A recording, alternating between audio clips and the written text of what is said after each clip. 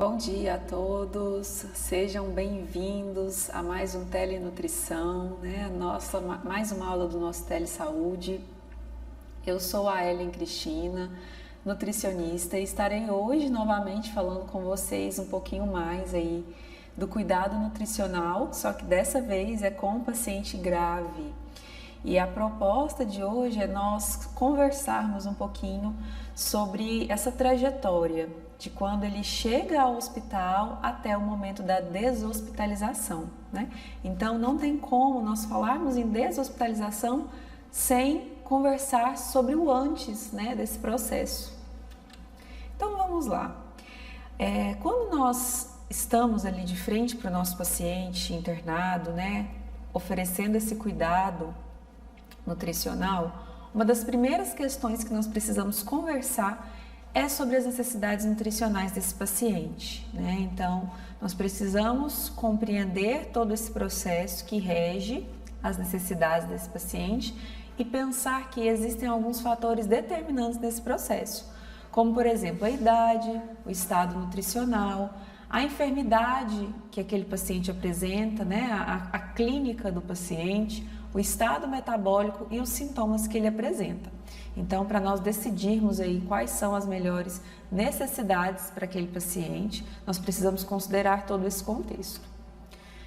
Na prática clínica, geralmente, nós vamos utilizar, na maioria dos casos, o que a gente chama de fórmula de bolso para cálculo de calorias, né? Então, geralmente aí nós temos uma faixa de 25 a 35 quilocalorias por quilo dia, podendo variar da condição do paciente. Então, se ele é um paciente que vai iniciar agora a terapia nutricional e ele é um paciente crítico, nós temos uma faixa que começa um pouco abaixo desse valor e, dependendo ali da condição do paciente, né, à medida que ele vai evoluindo, depois da história dele na enfermaria, né, pode ser que seja um pouco maior do que essa faixa, então tudo vai depender da necessidade de cada paciente. Lembrando que para pacientes com obesidade, dependendo da classificação do IMC, né, nós vamos ter também aí duas propostas, né, que pode ser considerando o peso atual com uma faixa calórica menor ou utilizando o peso ideal aí com uma faixa de 22 a 25 quilocalorias por quilo por dia. As proteínas, elas também vão variar a oferta proteica, né? Então, nossa grande preocupação, claro que dentro do contexto alimentar desse paciente, nós temos uma grande preocupação com a oferta calórica e proteica, né? Então, a proteína, ela vai variar também a depender do estado nutricional desse paciente, das necessidades da clínica mesmo, né, que esse paciente apresenta. Para pacientes com obesidade, a depender da classificação do IMC, a faixa proteica também varia, né? Então, para um IMC maior ou igual a 40 kg por metro quadrado, a faixa proteica ela também aumenta. Geralmente, para os pacientes hospitalizados, esse valor de 0,8 a 1 vai depender muito do perfil do paciente que a gente vai utilizar, porque a dieta ela tende a ser hiperproteica, salvo nas restrições, se aquele paciente apresenta, né, algum estado de doença renal que esteja em tratamento conservador e que não apresente desnutrição, então acaba que aí a restrição ela acaba acontecendo, né, dependendo do caso. Então, de uma forma geral, o que é preciso lembrar aqui? Que nós precisaremos sempre adequar de acordo com a necessidade de cada paciente, considerando aqueles fatores que eu já mencionei, dentre outros, né, a depender da especificidade do paciente. É muito importante também nós falarmos sobre o balanço energético, né? Então, o que é esse balanço energético? Ele vai ser um resultado dessa relação entre a ingestão e o gasto, certo? E dependendo das condições, nós vamos ter aí um balanço energético positivo, que vai resultar no ganho de peso, né? Então, o que é um balanço energético positivo? É quando a ingestão, ela pesa mais, ela é maior do que o gasto. Só que nos nossos pacientes hospitalizados, principalmente no paciente grave, né, e especificamente no paciente crítico, existe o que nós percebemos tende a ser esse balanço energético negativo, onde o gasto, muitas vezes, ele acaba pesando mais, né? Ele acaba sendo maior do que a ingestão, porque esses pacientes, geralmente, eles passam por dias, muitas vezes em jejum. Existem muitos momentos onde a dieta ela é parada, né? Ela é cancelada por algum motivo, seja por alguma intercorrência ou por alguma intolerância, para fazer exames. Então, o paciente ele vai acumulando ao longo do tempo, da trajetória hospitalar dele, um déficit muito grande. E isso, então, pode resultar em desnutrição. Certo? Então hoje nós já temos esse conceito, né, muito bem estabelecido, que a desnutrição ela não é somente resultante da falta, né, ou da inadequação na ingestão de nutrientes, mas ela pode também ser resultado de uma forma secundária à doença, né, às condições clínicas, ao estado de hipercatabolismo que aquele paciente apresenta. Então, nós temos esses tipos, né, de desnutrição, tanto aquela primária, que é a resultante da fome, né, da falta de ingestão propriamente dita, e nós temos também uma desnutrição que é secundária à doença. Então, como eu disse, né, a desnutrição ela é multifatorial. Então, ela pode acontecer especificamente no ambiente hospitalar por conta de hipermetabolismo, um quadro de resistência à insulina que pode prejudicar, né, a hipertrofia, né, o anabolismo proteico. O imobilismo, então o paciente fica muitas vezes na mesma posição, sem poder ter nenhuma movimentação ali, nem que seja beira-leito por muito tempo. Então tem pacientes que têm restrições de movimentos, então isso vai contribuir para um quadro de perda, né, de massa muscular e de desnutrição. A lipólise, a hiperglicemia também é um fator que agrava esse processo. E, como eu já mencionei, a baixa ou inadequada ingestão alimentar e a dificuldade de atingir metas nutricionais, que é o que nós percebemos muito nesse nosso paciente hospitalizado, né? Por vários motivos que eu já mencionei. Então, a parada da dieta por vários momentos. Muitas das vezes não se sabe ou não se tem relatado o motivo pelo qual essa dieta está parada, então tudo isso aí vai prejudicando, né, esse paciente no sentido de atingir metas nutricionais, tanto calóricas quanto proteicas. A desnutrição ela tem um impacto negativo na morbidade e na mortalidade mundial. Sabe-se hoje que 40 a 60% dos pacientes já na admissão apresentam algum grau de desnutrição e que a desnutrição hospitalar hoje ela varia mundialmente em torno de 20 a 63%. Então é uma faixa muito grande. E sabemos também que a desnutrição ela está relacionada a piores desfechos, né? Dentre eles a mortalidade. Então, quando os pacientes eles não conseguem ter essas necessidades nutricionais atendidas simplesmente pela dieta por via oral, é preciso que se pense, né, diante da estabilização hemodinâmica desse paciente, a melhor terapia nutricional para que então possa se iniciar, para que esse paciente possa começar a receber então a dieta. É muito importante nós reconhecermos os sinais clássicos da desnutrição, né? Mas muitas vezes ela vem também mascarada.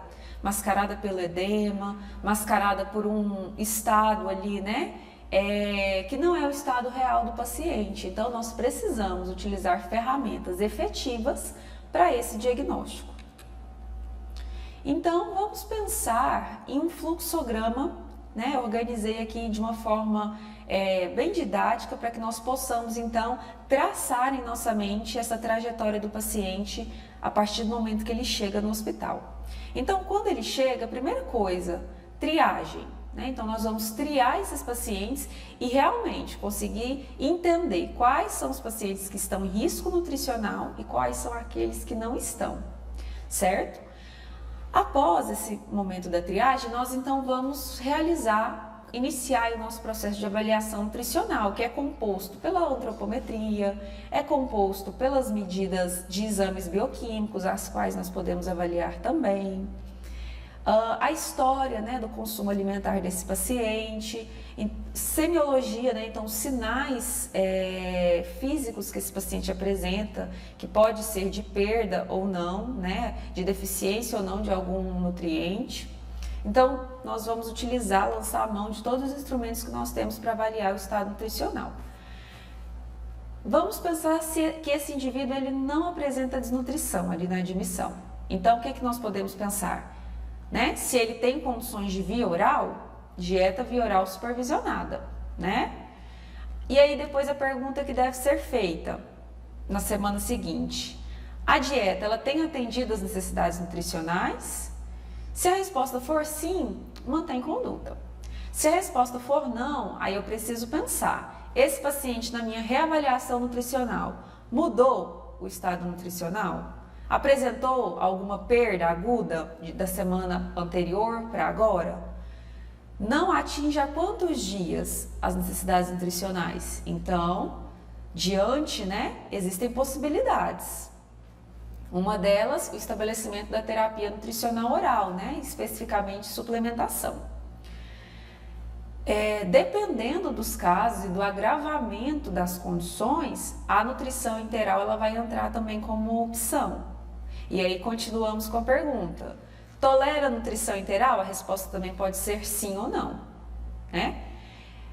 E aí a reavaliação periódica ela vai acontecendo semanalmente para esse paciente e para alguns casos, né, em casos de intolerância, essa reavaliação ela precisa acontecer diariamente. Agora vamos para um outro exemplo: paciente com desnutrição.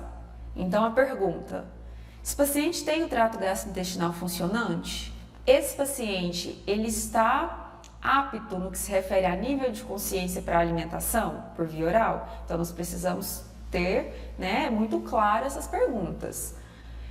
Se a resposta for sim, considerando que ele já é desnutrido, nós precisamos pensar em alguma intervenção, né? Então, a terapia nutricional oral para aqueles pacientes que têm condições de via oral é uma possibilidade.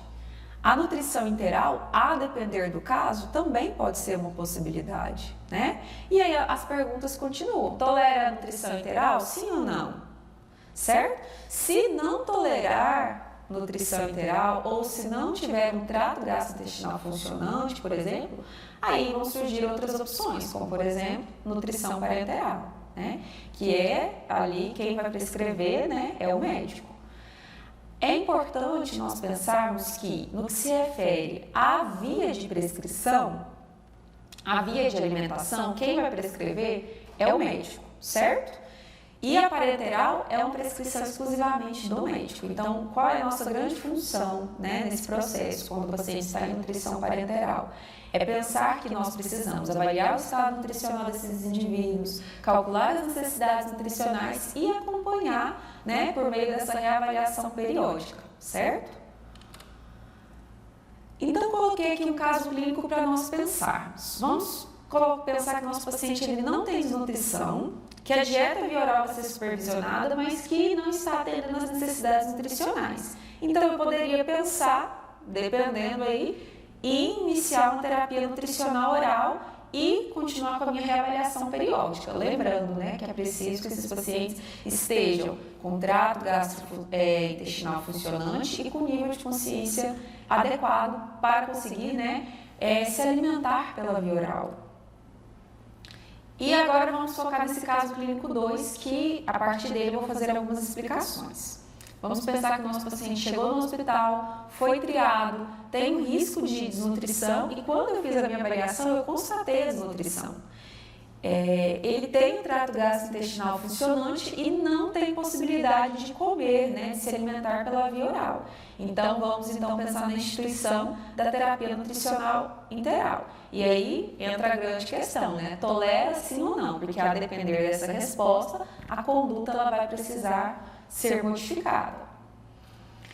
Falando um pouquinho da terapia nutricional interal, é importante nós entendermos esse conceito. Então, quando eu falo de alimentos para fins especiais, são aqueles alimentos que vão passar por modificações no conteúdo de nutrientes, na forma, né? Então, muitas das vezes da forma sólida, né, propriamente para a fórmula líquida, que é algo que nós vamos ver nas dietas interais, para que se torne adequado para a utilização do indivíduo, certo? Por quê? Porque naquele momento, aquele indivíduo, aquele paciente, ele não pode se alimentar pela via oral no sentido de poder mastigar, fazer a deglutição dos alimentos. E a terapia nutricional ela vai ser esse conjunto de procedimentos com o objetivo de manter ou recuperar o estado nutricional. Nós temos disponíveis 3 tipos, que é a TNO, que é a terapia nutricional oral, que é realizada por meio de suplementos e módulos, a terapia nutricional interal e a terapia nutricional parenteral. A terapia nutricional parenteral, bem rapidinho, né, só para poder relembrar esses conceitos, é importante pensar o seguinte, que ela tem indicações e contraindicações.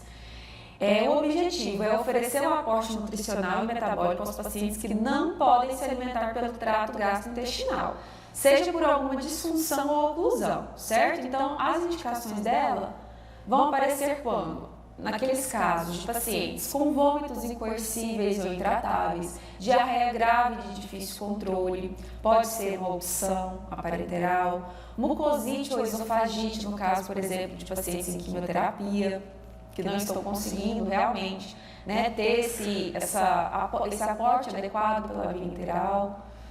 Íleo paralítico, grandes cirurgias abdominais, obstrução intestinal completa, que pacientes que necessitam de repouso intestinal, apresentem peritonite, síndrome do intestino curto, má absorção grave e pacientes que, por acaso, né, estão em pré-operatório de alguma cirurgia que não pode ser adiada e ele tem desnutrição grave, né? Então aí nós vamos ter um problema, porque esse paciente, ele não pode, o tempo de jejum dele não pode ser tão grande, tem que ser observado isso com muita calma, porque ele já apresenta um estado de desnutrição.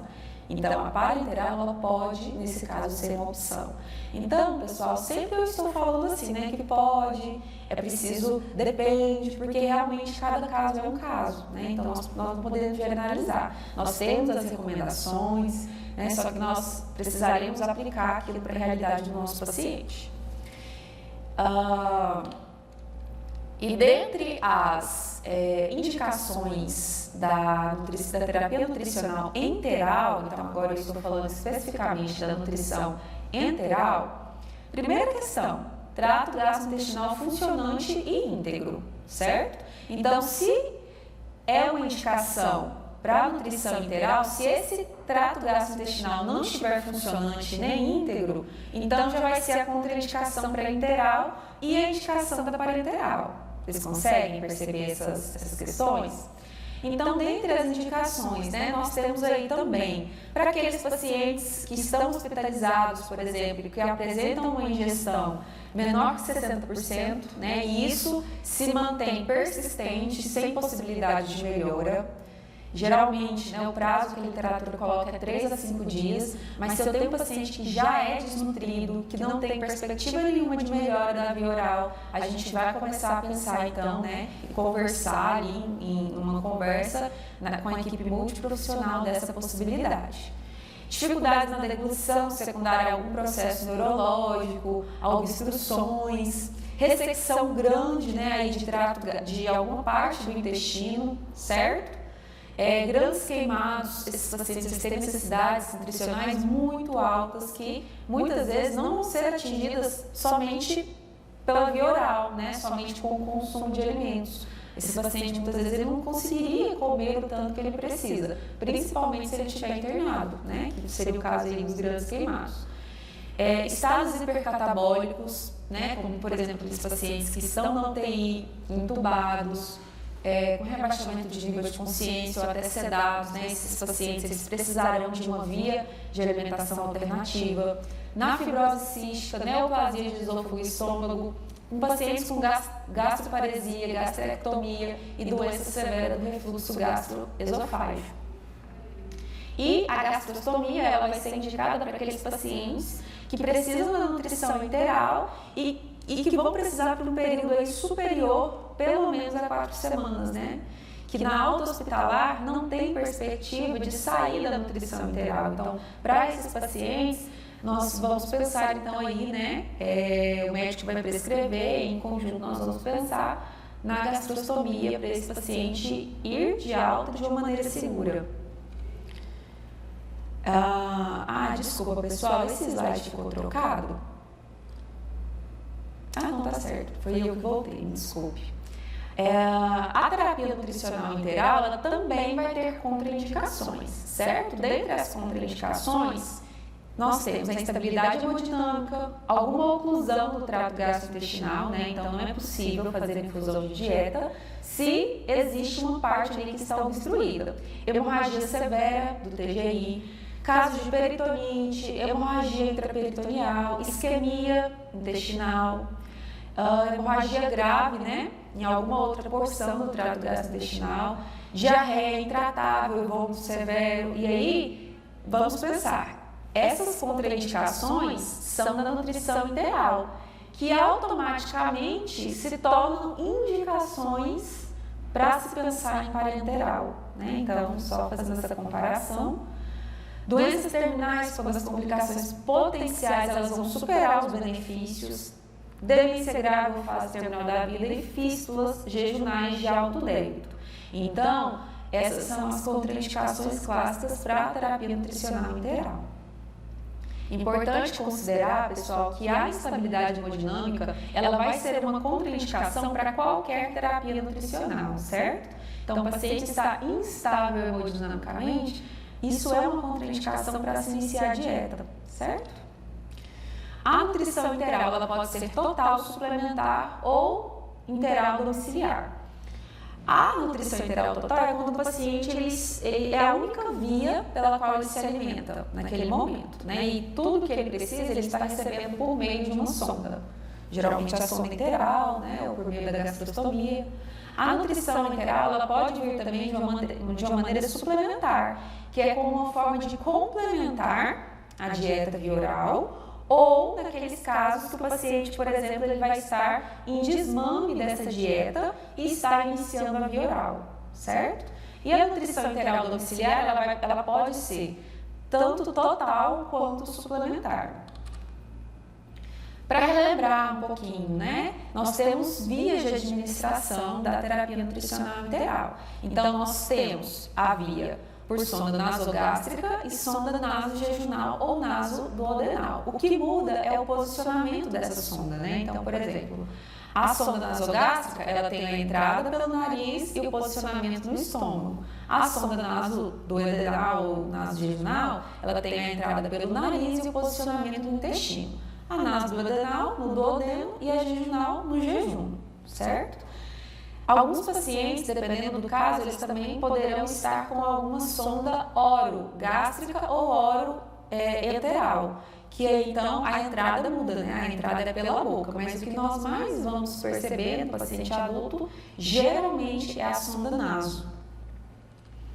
Então aqui uma figura, né, só para poder distinguir um pouquinho aonde que a sonda nasogástrica vai parar e onde que a sonda nasojejunal para. É um pouco mais baixa, né, no caso, esse posicionamento. E nós também temos, né, a gastrostomia, conforme eu já falei, ela vai ser indicada, né, naqueles casos que os pacientes não têm a possibilidade de mudar, né, de via de alimentação naquele momento, por algum motivo. A gastrostomia ela pode ser um procedimento endoscópico ou cirúrgico, né? Então ela pode acontecer tanto naquele momento que o médico vai fazer a endoscopia, quanto ali no momento da cirurgia ela já pode ser introduzida. Então, gastrostomia ela é um orifício que é uma abertura na parede abdominal, na altura do estômago, e a jejunostomia vai ser na altura do jejum, certo? Então, aqui novamente, só para vocês poderem ver essas diferenças, né? A saída, então, quando eu estou falando da ostomia, eu estou falando dessa saída, né? Desse orifício, que é um orifício que é realizado para que o paciente possa, então, receber a alimentação por ali, certo? Com relação ainda, né, a essas vias de administração, nós também vamos ter o gotejamento gravitacional, que vai acontecer de uma maneira intermitente, que é quando o paciente ele recebe a dieta dentro de um frasco. E essa dieta, ela passa para o paciente por meio de gotejamento, certo? Por isso, gotejamento gravitacional. Geralmente, como as fases são intermitentes, nós temos aí uma faixa de 3 a 4 horas para infusão de dieta, com um intervalo para passagem de água, né? Ou naqueles pacientes que têm alguma restrição, apenas para lavagem da sonda. Existe uma outra possibilidade também, que é o bolos, né? A oferta por meio de bolos, a dieta ela vai ser infundida por meio de uma seringa.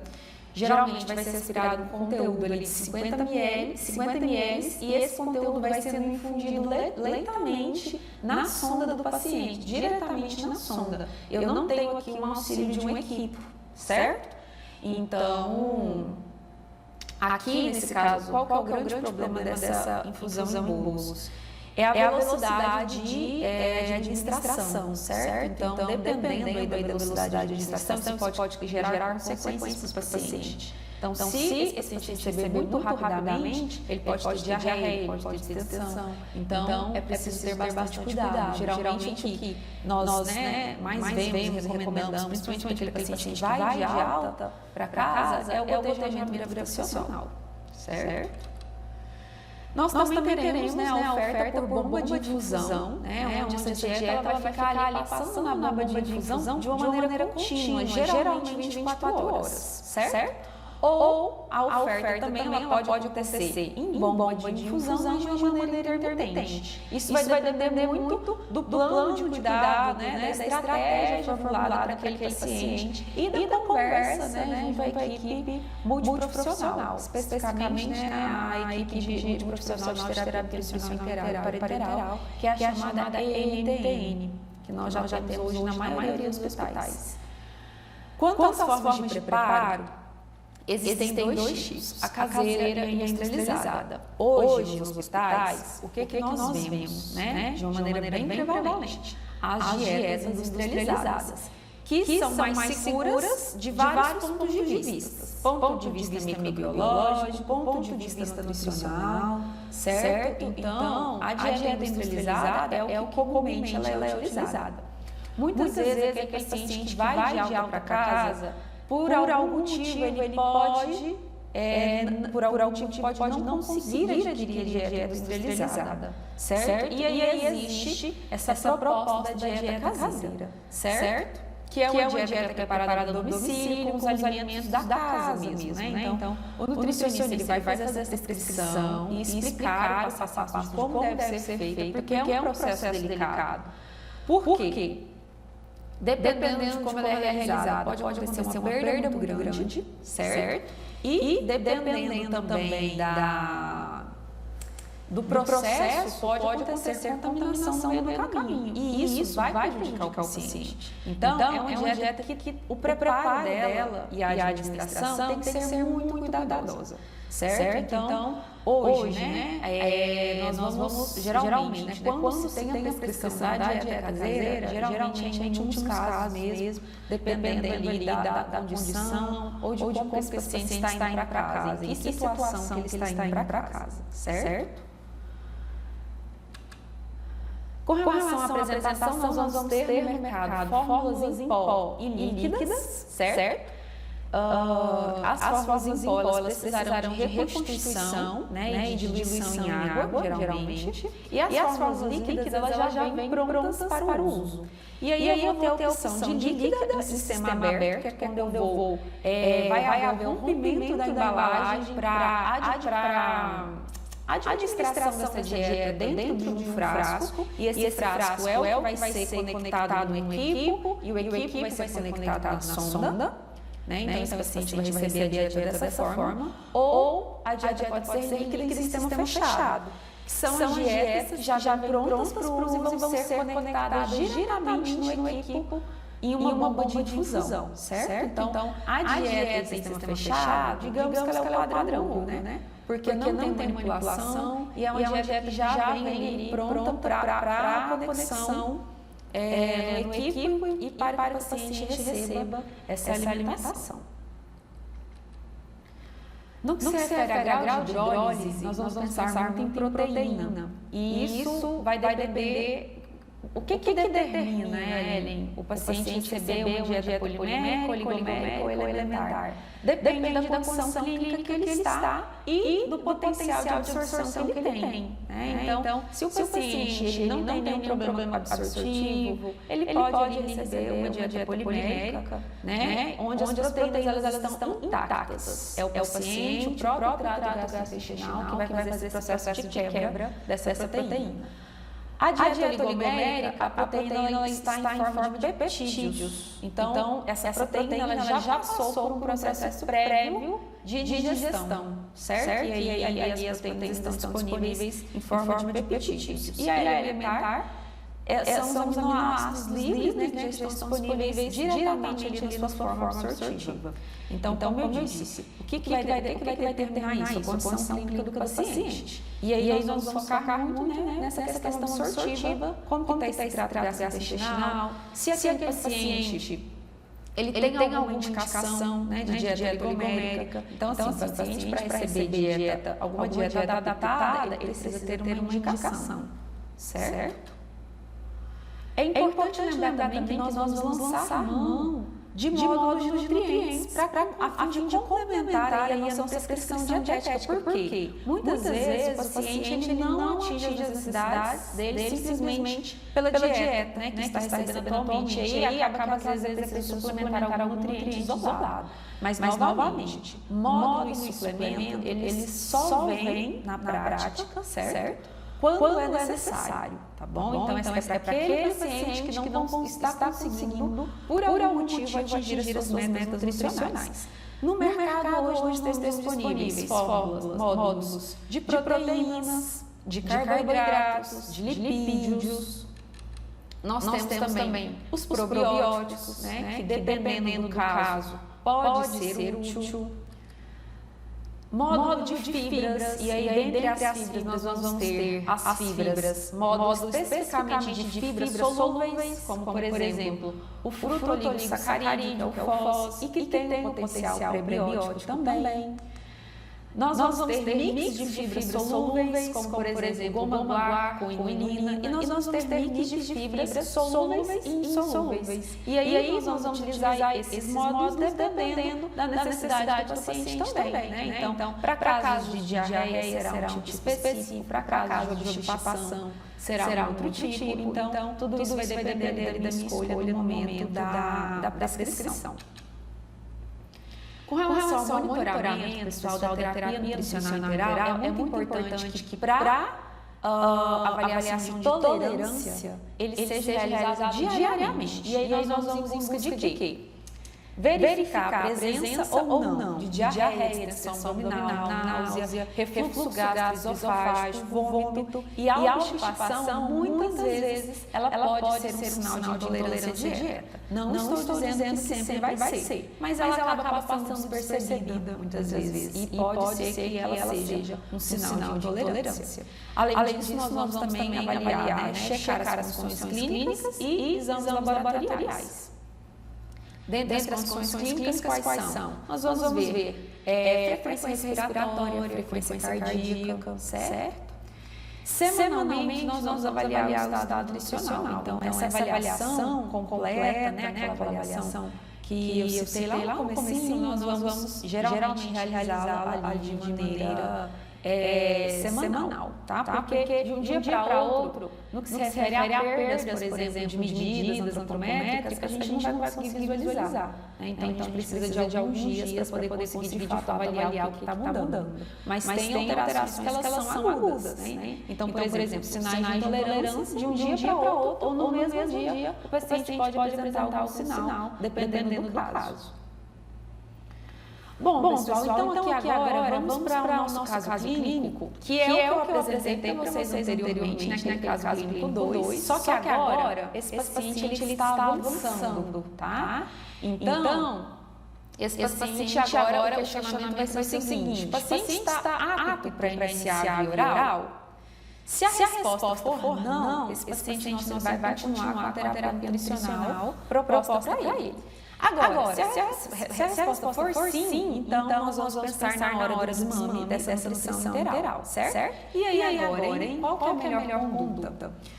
Pensando que nós precisamos, né, desde o começo, preparar esse paciente para a deshospitalização, nós precisamos então avaliar qual é a melhor conduta. Esse paciente, ele tem condições de iniciar a oral, esse paciente ele vai para casa com nutrição enteral, esse paciente ele vai precisar de suplementação, esse paciente ele vai precisar de alguma prescrição, de algum relatório para tentar conseguir essa dieta integral de uma forma gratuita. Como que isso vai acontecer? Então, nós costumamos muito falar na clínica que a hospitalização ela precisa ser pensada desde o momento que o paciente chega no hospital, né? Então, quando ela vai acontecer, quando esse paciente vai de alta para casa, a gente não consegue saber. Mas o preparo, ele é um processo que precisa ir acontecendo ao longo da internação desse paciente. Como que nós vamos devolver esse paciente para a família dele? Como que esse paciente vai chegar de volta na casa dele? Então, nós precisamos, né? É um trabalho multi e nós precisamos pensar nisso constantemente, a todo momento. E preparar esse paciente e esse cuidador para isso também. Nesse momento do desmame, tem uma questão que ela é muito avaliada. Na verdade, ela é avaliada sempre. Só que quando o paciente ele tem ali, né, um nível de consciência a ponto de poder responder a comandos, né?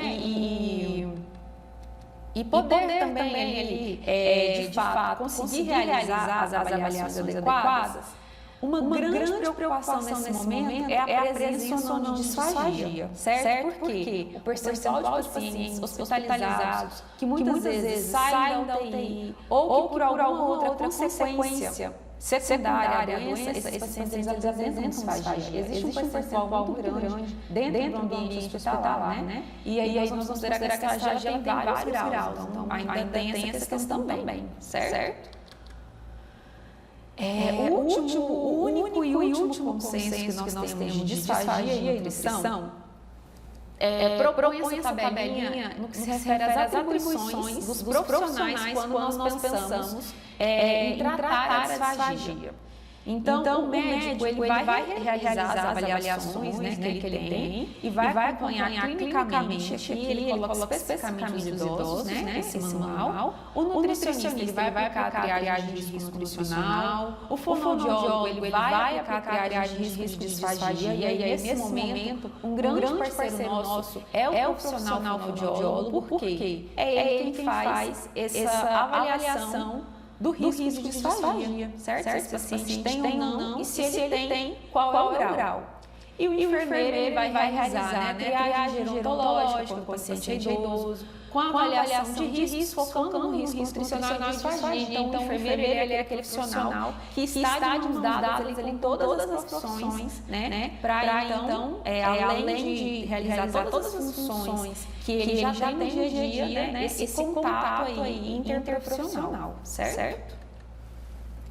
Importante lembrar, pessoal, que a detecção do risco de disfagia ela é multiprofissional e pode ter como pilar a identificação de alguns componentes. Por que eu estou falando especificamente de disfagia? Porque ela vai ser um grande determinante para me dizer o seguinte: como esse paciente vai embora para casa? Qual é a consistência da dieta? É terapia nutricional integral?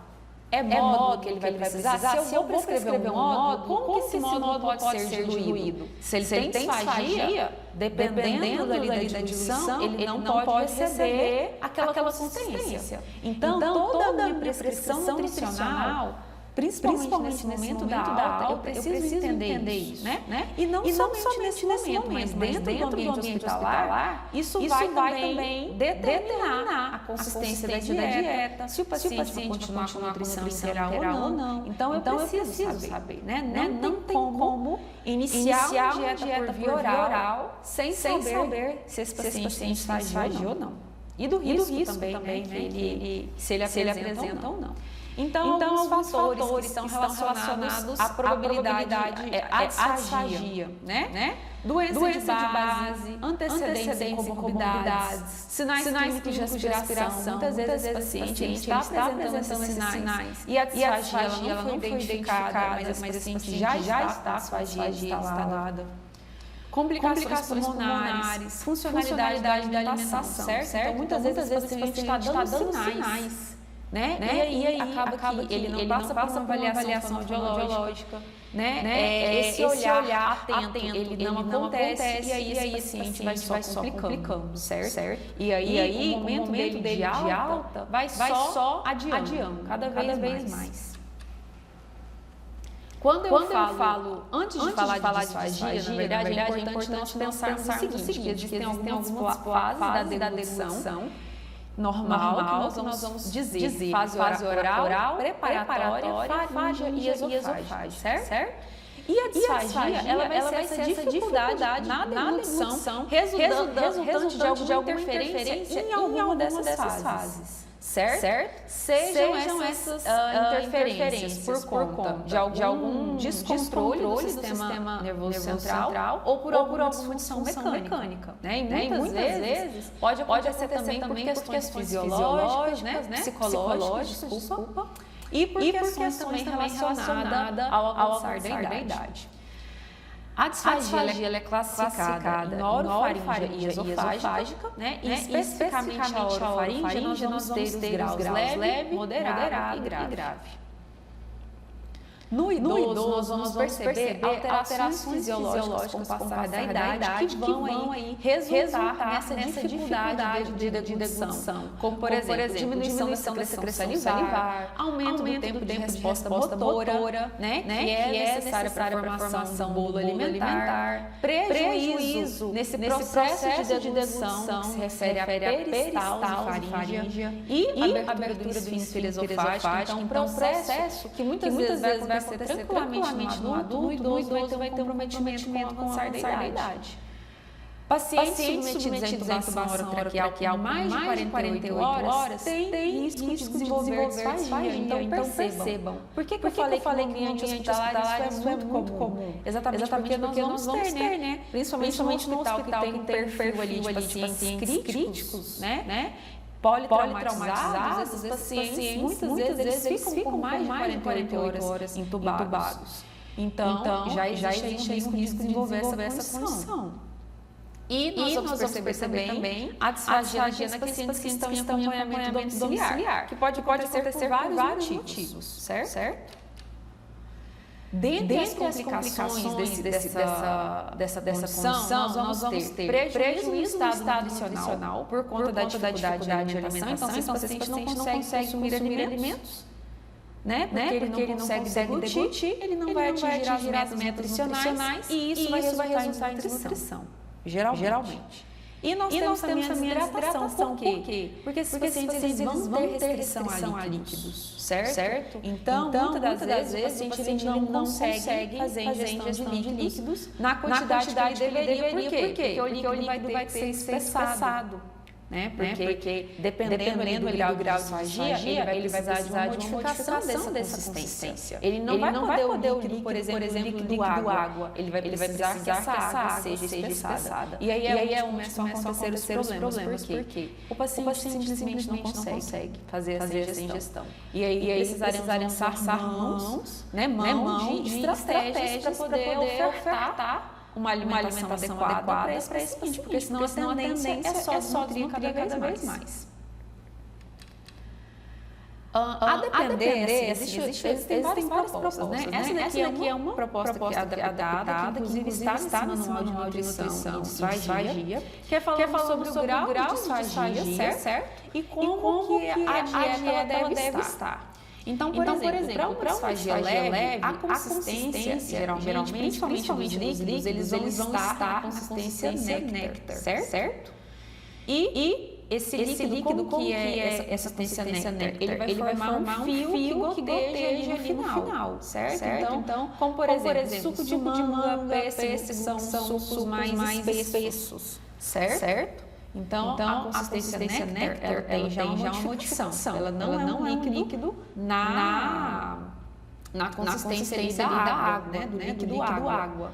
Precisou já de um espessamento. Para uma disfagia leve a moderada, vai dependendo da avaliação fonoaudiológica, o fonoaudiólogo vai determinar a consistência mel ou creme, certo? Dependendo da necessidade daquele paciente. Geralmente, mel para aqueles pacientes com disfagia mais leve, né? O que é essa consistência mel? Vai ser aquele líquido que faz formato de V.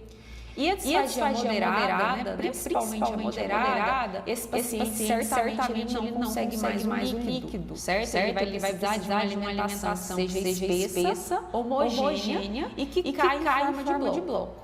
Para disfagia grave, geralmente, esse paciente, para esse paciente, a via de alimentação recomendada vai ser a nutrição enteral exclusiva. Porque o risco de aspiração, mesmo de um conteúdo espessado, para esse paciente de disfagia grave é muito grande. Então, não é seguro, geralmente a alimentação para esse paciente. Mas como eu disse, sempre vai precisar de acontecer essa conversa multiprofissional.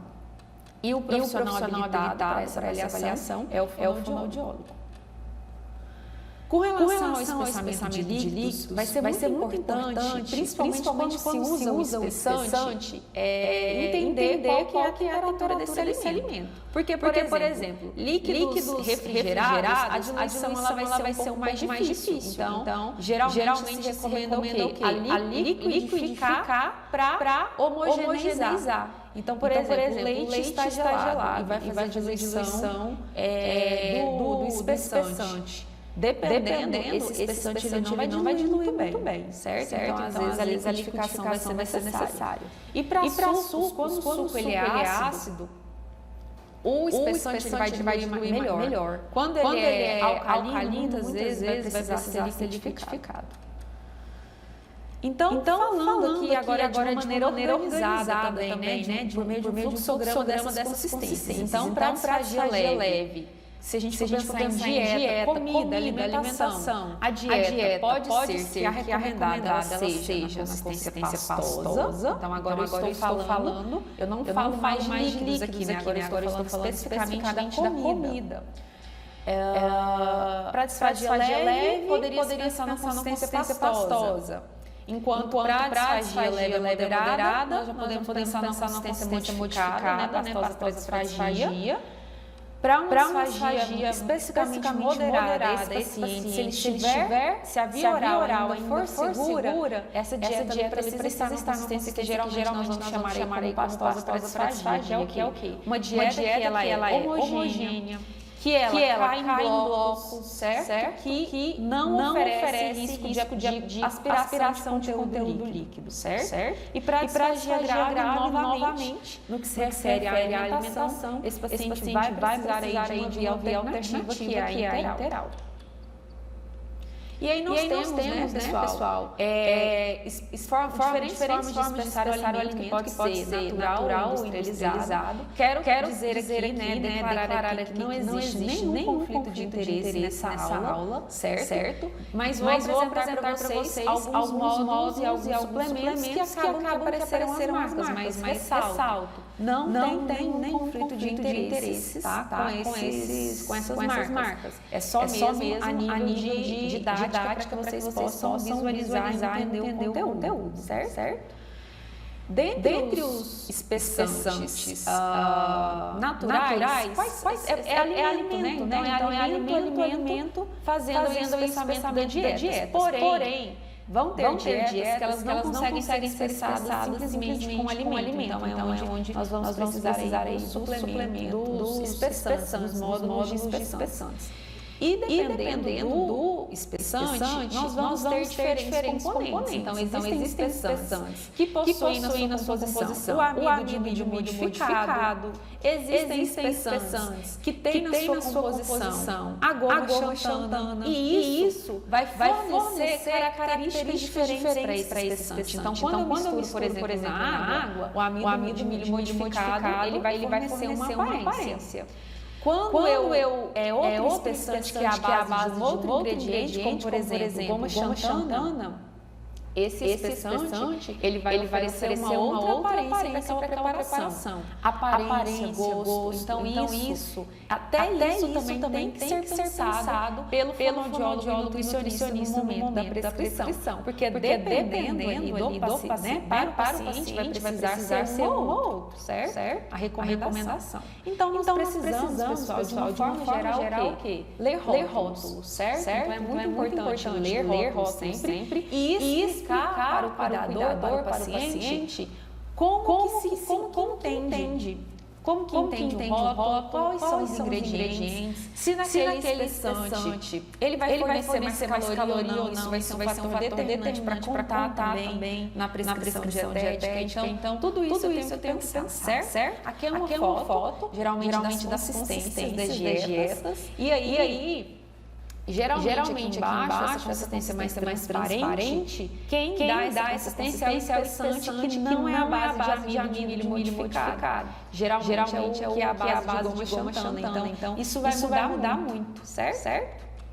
Então, novamente, a leitura de rótulo, ela sempre vai ser importante. Ok? Tanto para nós, nutricionistas, quanto para que nós podemos explicar para o nosso paciente, para o cuidador.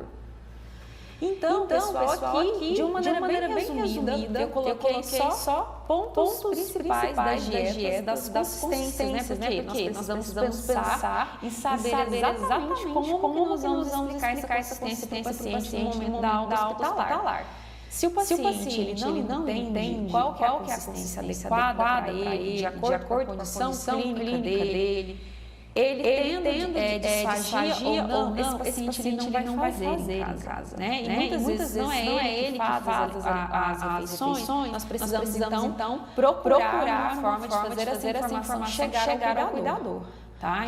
Então, ou alguém faz a comida, certo? Então, nós precisamos explicar muito bem para que fique muito claro se esse paciente ele vai precisar de uma dieta na consistência líquida pastosa, certo? E aí, muitas vezes, no hospital, esse paciente tem uma baixa ingestão. E aí entra em outras questões, né, que nós precisamos pensar. E se a dieta fosse assim, a líquida pastosa? Será que esse paciente não teria uma melhor ingestão alimentar? Esse paciente pode também, às vezes, ir para casa com consistência pastosa, onde os alimentos são moídos, desfiados, alguns ali, dependendo de ser liquidificados, em forma de pureza, ou papas. Esse paciente, muitas vezes, ele tem uma baixa ingestão e aderência à dieta hospitalar. Mas e nós pensamos, e se a dieta fosse assim? Certo? Então, nós precisamos pensar em tudo isso. E tentando interagir junto à equipe toda, né, que aí está na produção de refeições, principalmente os efeitos hospitalares, fazer essa conversa no intuito de que nós precisamos cada vez mais tentar melhorar a aparência das nossas refeições. Por quê? O paciente hospitalizado ele já tem muitos acometimentos, certo? E a dieta pastosa para disfagia, quais são as principais características? Alimentos liquidificados ou em forma de pureza, mingaus ou espessados. Então, ela tem uma consistência diferente da líquida pastosa. Para esses pacientes que precisam dessa dieta especificamente, o líquido só pode ser espessado. Geralmente nós vamos perceber essa consistência. Aí o paciente chega para a gente e fala, eu não consigo comer. E aí, quando nós pensamos, e se a dieta fosse assim? Será que isso iria influenciar e fazer esse paciente aderir mais? Certamente. Certo, pessoal? Então, nós temos também dieta branda, livre, né? E assim vai mudando as consistências a depender da necessidade do paciente, certo? Então, para evitar a desidratação, principalmente naquele paciente que é disfágico, nós precisamos então pensar em estratégias de escolher alimentos, né, que ele pode comer e que tem um percentual maior de água. E pensar que os líquidos para esse paciente vai precisar de espessante, né, vai precisar ser espessado. Então, pessoal, é preciso que nós consideremos alguns fatores para prescrição, principalmente da dieta oral, se esse paciente vai de alta com alguma consistência de dieta pela via oral. Então, nós precisamos pensar nas condições socioeconômicas, no grau de disfagia, se ele tem disfagia, no estado cognitivo, capacidade de incorporar as manobras compensatórias, se esse paciente apresentar alguma dificuldade para deglutir esse alimento, o grau de independência alimentar, o estado nutricional e a disponibilidade de alguém ali para supervisionar ou cuidar desse paciente, certo? Então, nós precisamos levar tudo isso em consideração no momento da prescrição, porque aquele momento vai ser decisivo, que é o que esse paciente, ele tem condições de ir para casa com a via oral, sim ou não? Se a resposta for não, via de alimentação alternativa. Se a resposta for sim, qual é a consistência adequada para esse paciente? A alta hospitalar, ela tem que ser preparada com antecedência, certo? Então, esse processo de deshospitalização, como eu disse, tem que acontecer desde o primeiro dia da admissão desse paciente. Ele tem que ser pensado, esse paciente tem que ser preparado assim como o seu cuidador, tá bom? Os estudos eles têm mostrado, né? É quase que unânime que aquele cuidador que é preparado, passa por um processo de educação em saúde, que é preparado, que é treinado, as consequências, elas são positivas, né? Os desfechos, eles são positivos. Geralmente esse paciente, por conta de complicações de aspiração ou outras complicações que poderiam ser evitadas, esse paciente ele não volta para o hospital. Agora, quando aquele paciente vai de alta, não recebeu nenhuma orientação, a tendência dele voltar para o hospital é muito maior. Nesse estudo aqui, o que eles perceberam? Que apesar de por algum motivo a intervenção não foi eficaz no que foi proposto pelo estudo, que eram resultados funcionais. Mas os achados, eles sugeriram que pode haver uma economia significativa que se refere a custos. Por quê? Porque reduziu a hospitalização, certo? Esse outro estudo aqui mostrou o seguinte, então, só para contextualizar, foi oferecido aos cuidadores um protocolo para lidar com os sinais e sintomas de pacientes que tinham câncer, né? Então, como manejar esses sintomas. Então, o que esse estudo percebeu? Que aqueles cuidadores que receberam um tratamento aprimorado, que receberam orientações especificamente e bem explicadas,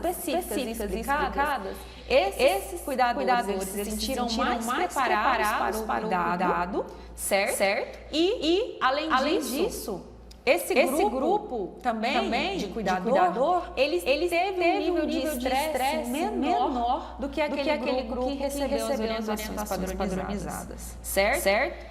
Esse estudo ressaltou ainda que esses efeitos não se sustentaram na semana seguinte. Mas o que isso quer dizer para nós? Trazendo para a nossa realidade. As orientações, elas precisam ser renovadas constantemente. Aquele cuidador que ouviu aquela orientação uma vez, ele precisa depois ele ter esse acompanhamento. E aquele paciente vai precisar ter esse acompanhamento por um profissional constantemente. Então, se é um paciente que vai para casa com nutrição integral, o profissional ele precisa supervisionar esse paciente com frequência. Por quê? Porque muitas vezes a pessoa pode esquecer, às vezes ela vai esquecer, às vezes ela começa a fazer errado. Então o profissional, a equipe multiprofissional, ela é muito importante nesse processo. E ela precisa acompanhar de perto a evolução. Não é só ir embora para casa, certo? Mas é ir embora para casa com segurança. Então, para a hospitalar segura, nós podemos lançar mão de várias recomendações. Aqui são só alguns exemplos de como que nós poderíamos, junto ali, por exemplo, ao profissional fonoaudiólogo, às vezes até junto com o fisioterapeuta, fazer ali um compilado de informações para que a alta desse paciente seja uma alta segura e que ele não retorne para o hospital por conta de complicações. Certo? Então, muitas vezes, pessoal, são cuidados simples e que podem evitar complicações futuras para esse paciente. Resumindo, uma equipe multiprofissional em sintonia vai contribuir para o sucesso da alta hospitalar desse paciente e para a recuperação dele no pós-alta, que é uma preocupação muito grande hoje para nós, né? Os estudos estão aí para relatar. Muitos pacientes eles demoram anos para poder recuperar o que foi perdido no ambiente hospitalar. Então, nós precisamos prevenir essas perdas. Porque uma vez estabelecido, o processo de recuperação vai ser mais lento. Certo, pessoal? Aqui estão algumas referências que foram utilizadas na aula de hoje. E eu quero agradecer pela atenção. Agradecer por esse momento e desejar a todos uma excelente semana. Muito obrigada pela atenção.